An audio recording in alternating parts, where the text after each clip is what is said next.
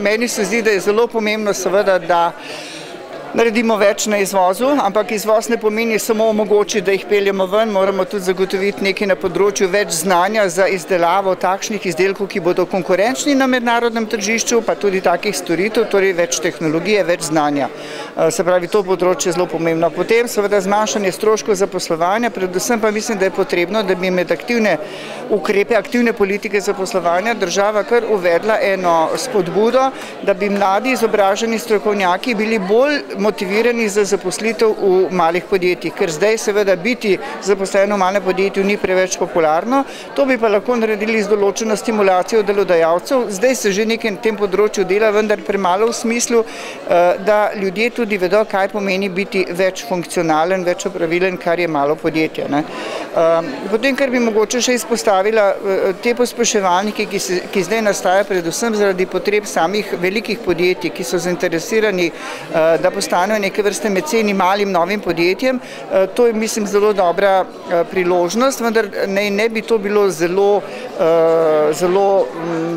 organizirano v smislu nekih predpisov pa nekih kriterijev, pač pa je treba samo to, kar se že pojavlja kot pobuda, podpreti, se pravi evidentirati, povezati, podpreti in na vseh tistih mestih, kjer je takšna priložnost dana, omogočiti, da se to tudi razvija. To lahko ustvarja nova delovna mesta, predvsem pa z inovativnimi rešitvami, tudi realizacijo teh novih idej, s tem pa seveda tudi rast gospodarstva in pa tudi nova delovna mesta, kar je končni nacionalni interes. Mi moramo najti možnosti za zaposlitev visoko izobraženih mladih ljudi, ki ostajajo na zavodih za zaposlovanje dlje kot 1 leto ali še več, ali pa nam odhajajo v tujino. Lahko še morda kratko oceno današnjega vrha?